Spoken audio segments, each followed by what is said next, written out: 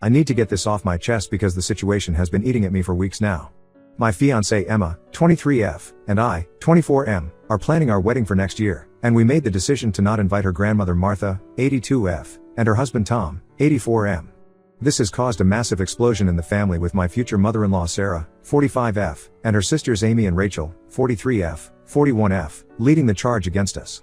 For some background, Emma and I met during our sophomore year of college. We were in the same study group for our economics class, and things just clicked between us. We dated for 3 years before getting engaged last year, and throughout our relationship, I've watched the strange dynamic between Emma and her family, especially regarding her grandmother Martha. When I first met Martha at a family dinner 2 months into dating Emma, something felt off. She spent the entire evening talking about herself and how she single-handedly raised her 3 daughters after their father died. Every time Emma tried to tell her family about our relationship or her achievements at college, Martha would somehow turn the conversation back to herself or start crying about how lonely she was. Tom sat there the whole time, staring inappropriately at Emma and her female cousins, making everyone uncomfortable. Over the years, I witnessed numerous incidents that made me understand why Emma was always anxious around her grandparents. At Emma's college graduation, Martha showed up in a bright red dress when everyone was specifically told to wear neutral colors for the family photos. She then threw a tantrum when the photographer tried to arrange people without putting her in the center. Tom used the photo session as an opportunity to get handsy with Emma's friends, claiming he was just being friendly and grandfatherly. The real breaking point came at Emma's cousin Jenny's wedding last year. Martha arrived wearing a cream-colored dress that looked suspiciously bridal and tried to insert herself into the wedding party during the ceremony. She even attempted to give a surprise speech during the reception, which turned into a 20-minute monologue about her own marriage to Tom. Meanwhile, Tom spent the evening making inappropriate comments to the teenage daughters of family friends and trying to dance with them. Several parents complained, but Sarah and her sisters brushed it off as old people being old people. When we started planning our wedding, Emma was clear that she didn't want to invite them. She shared stories from her teenage years that she had never told anyone else. Apparently, Tom had a habit of cornering her at family events, trying to hug her or kiss her cheek while his hands wandered. When she was 16, he tried to follow her to the bathroom at a family reunion, claiming he was worried about her safety. Martha witnessed many of these incidents but would either ignore them or tell Emma to stop being dramatic. The current drama started when Sarah discovered they weren't on the guest list. She showed up at our house on a Sunday morning, hysterical and demanding explanations. When Emma tried to explain her concerns about Tom's behavior, Sarah accused her of making up stories for attention. She brought up how Martha had worked 3 jobs to put her and her sisters through college, how she hosted every holiday at her house, and how she was always there for the family in times of need. Amy and Rachel joined the attack soon after. They've been calling and texting nonstop, telling Emma she's being ungrateful and selfish. They keep bringing up how Martha might not have many years left and how she'll be devastated if she can't attend her granddaughter's wedding. They're conveniently ignoring the fact that Martha has a history of making every family event about herself, and Tom has made multiple female family members uncomfortable with his behavior. The situation got even more complicated when Emma's younger sister Kate, 19F, confided in us. She revealed that she also feels unsafe around Tom and has been avoiding family gatherings where he might be present. She told us about an incident last Christmas where Tom cornered her in the kitchen and tried to kiss her under the mistletoe. When she pushed him away and told Martha, she was told to stop making a fuss and respect her elders.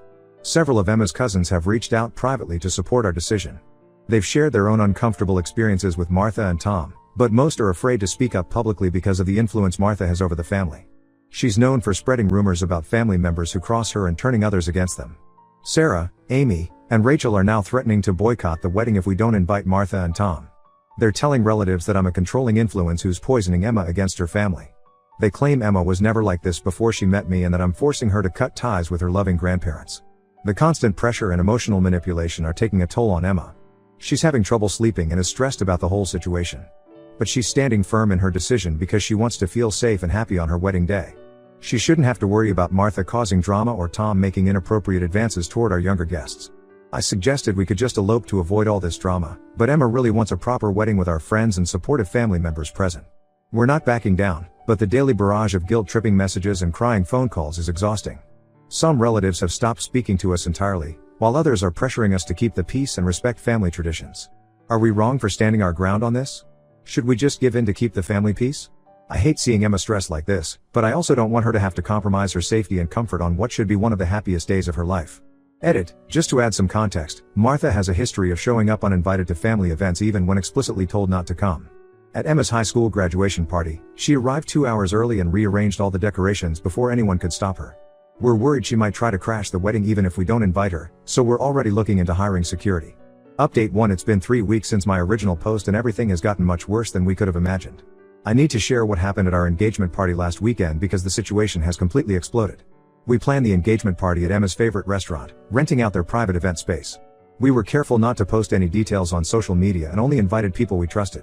Emma was finally starting to relax and look forward to celebrating with our friends and supportive family members. The party started wonderfully. Emma looked beautiful and happy for the first time in weeks. She was in the middle of giving a heartfelt speech, thanking everyone for their support, when Martha burst through the door with Tom and Sarah trailing behind her.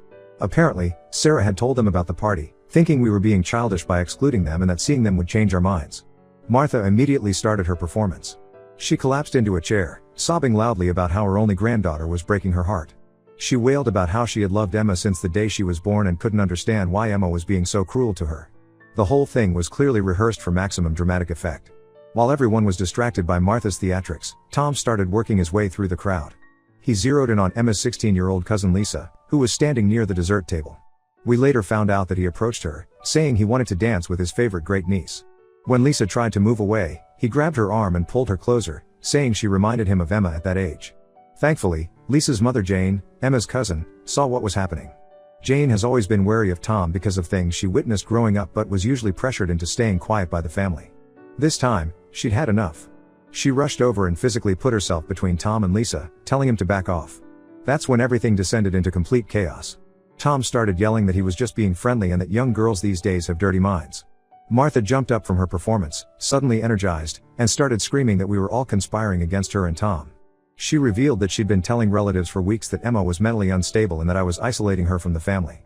Sarah, who had been standing back watching everything unfold, finally stepped in, not to help us, but to defend Martha and Tom. She started yelling at Emma in front of all our guests, saying she was embarrassed to have such an ungrateful daughter.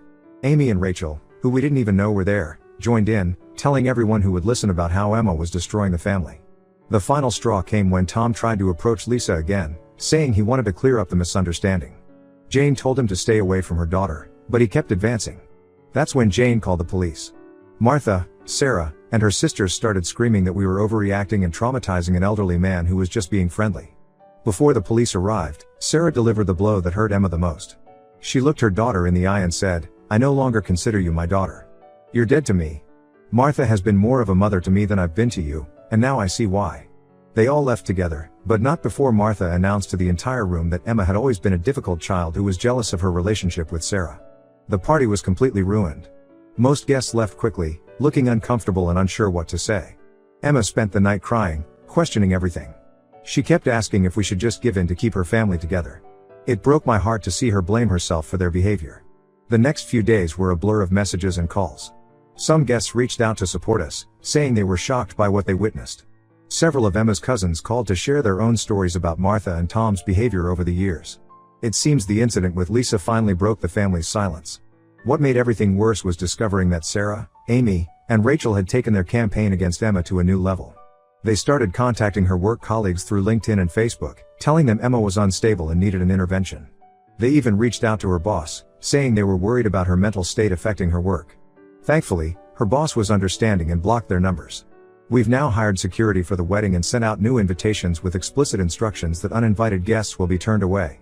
We've also had to create a password system with our vendors after learning that Sarah had been calling them, trying to get information about our wedding plans. Emma is still hurting, but she's also angry now. Seeing Tom's behavior with Lisa and Martha's manipulation of the situation has reinforced that we made the right decision. The silver lining in all of this is that Emma's cousins and their families have finally stopped pretending everything is fine. They're standing with us now, sharing their own stories and supporting our decision to keep Martha and Tom away from the wedding. We've blocked Sarah, Amy, and Rachel on everything after their attempts to sabotage Emma's career. Emma says she's done trying to maintain relationships with people who care more about keeping up appearances than protecting their children. We're moving forward with our wedding plans, focusing on celebrating with people who actually care about our happiness and safety. Update 2. It's been 2 months since the engagement party disaster, and I need to share some shocking revelations that have completely changed everything we thought we knew about Emma's family. Last week, Emma's great-aunt Patricia, Martha's sister, 78F, contacted us after hearing about the engagement party incident from one of the cousins. She said she had been carrying a burden for over 40 years and couldn't stay silent anymore after seeing history repeat itself. Patricia came to our house with a worn leather briefcase full of old letters, photographs, and documents. The story she revealed was nothing like the family history Martha had been telling everyone for decades. According to Patricia, Emma's grandfather didn't die young as Martha had claimed. The truth was far more disturbing. He left after discovering Martha's long-term affair with Tom, who was his best friend and business partner at the time. The two of them had been secretly involved for years before he caught them together at their family beach house. But that wasn't even the worst part. The money Martha supposedly earned from working multiple jobs to put her daughters through college? It was actually hush money from Emma's grandfather. Martha had threatened to expose some illegal dealings in his family business unless he agreed to disappear and provide financial support for the girls. He chose to protect his family's reputation and agreed to her terms. Patricia had proof of everything: letters between Martha and Emma's grandfather discussing the arrangement, bank statements showing the regular payments, and even photos of Martha and Tom together dating back to before the supposed death. She had kept everything because she always feared Martha would try to twist the truth someday. When Patricia tried to speak up back then, Martha spread rumors that she was mentally unstable and jealous of her perfect life. Sound familiar? It's the exact same tactic she's using against Emma now. The family gradually distanced themselves from Patricia, believing Martha's lies. She spent the last 40 years watching from the sidelines as Martha built her false narrative of being the sacrificing single mother. We struggled with what to do with this information. Emma was devastated learning that her family's entire history was built on lies. After much discussion, we decided to confront Sarah, Amy, and Rachel with the evidence. We invited them to our house, thinking they deserved to know the truth about their mother. Their reaction was completely unexpected. Instead of being angry at Martha's deception, they turned on Patricia and us. Sarah started screaming that we were trying to destroy their family with ancient history.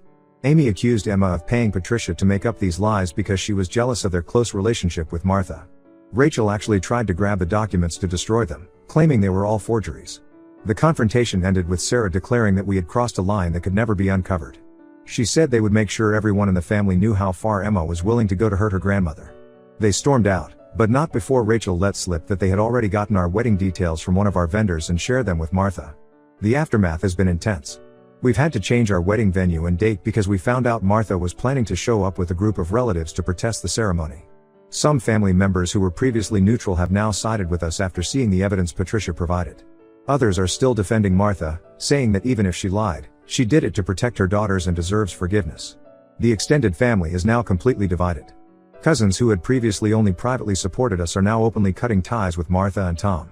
Patricia has been welcomed back into the fold by many family members who finally understand why she distanced herself years ago. Emma is struggling to process everything. Finding out that her entire family history is based on lies has made her question everything she thought she knew about her childhood. But she says she also feels validated in her instincts about Martha and Tom. All their manipulative behavior makes more sense now, knowing the truth about their past. We've had to hire all new vendors for the wedding after discovering that Sarah had contacted all of our original ones. It's costing us more money, but Emma's cousins have actually started a group fund to help cover the extra expenses, saying it's the least they can do after years of staying silent about Martha and Tom's behavior. Update 3. It's been 6 months since everything started, and I wanted to share a final update about how things turned out. Our wedding happened last weekend, and despite all the drama leading up to it, it was absolutely perfect. We managed to keep the new venue and date completely secret from Martha, Tom, Sarah, and her sisters. We asked all guests to sign NDAs, our lawyer cousin helped us draft them, and requested that no one post anything on social media until after the honeymoon. The venue had amazing security, and we gave them photos of everyone who might try to crash the wedding. During the ceremony, Emma's cousin Lisa stood in place of Sarah as mother of the bride. It was Lisa's mother Jane who walked Emma down the aisle, which was especially meaningful given how she stood up for her own daughter at our engagement party. The whole day was filled with love and support from people who genuinely cared about our happiness. We later found out that Martha, Tom, Sarah, and her sisters spent our wedding day staging their own protest at our old venue, not realizing we had changed locations. They apparently showed up with signs about ungrateful children and family loyalty, only to find a completely different wedding taking place. The other bride and groom were understandably confused and called security on them. The family drama hasn't stopped though. Sarah found out through distant relatives that Emma's paternal grandparents had left her a significant inheritance in a trust that matures when she turns 25. Now Sarah is threatening to contest it, claiming Emma is mentally unfit to manage her own finances. Our lawyer says her case has no merit, but it shows how desperate they are to maintain control. Martha has been busy spreading new lies. She's now telling everyone that Emma is pregnant, she's not, and that we excluded them from the wedding because we were ashamed of her traditional family values. Some relatives sent us screenshots of Sarah's social media posts where she claims she has evidence that I'm abusive and that Emma needs to be saved from me. It would be laughable if it wasn't so malicious. Tom has apparently started showing up at Emma's cousins' houses uninvited, claiming he wants to reconcile with the family.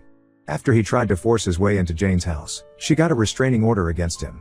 Several other family members are now considering doing the same. The best thing to come out of this whole situation is that Emma has found her true family. Her cousins and their families have become incredibly close, having regular dinners and supporting each other in breaking free from the toxic family dynamics they grew up with. They've started calling themselves the truth tellers in their group chat, sharing stories and helping each other heal. We've moved to a new house in a gated community where Martha and her enablers can't show up uninvited. Emma has blocked them on everything and changed her phone number. Her work implemented new security measures after Sarah tried to stage an intervention in the office parking lot. Great Aunt Patricia has become like a grandmother to Emma, sharing stories about her real grandfather and helping her understand her family history. She recently gave Emma a box of old photos and letters from her grandfather, which has helped Emma feel connected to the truth of her family history rather than Martha's lies. Some relatives still pressure us to reconcile, saying we should be the bigger people and forgive them. But we're done with that kind of thinking. We're building our own family legacy now, one based on trust, respect, and protecting each other from harm. Emma says she finally feels free to be herself without constantly managing other people's emotions and drama. Looking back on everything that's happened since my first post, we know we made the right decision. Sometimes keeping toxic people out of your life isn't just about protecting yourself, it's about breaking cycles of manipulation and abuse that have damaged families for generations.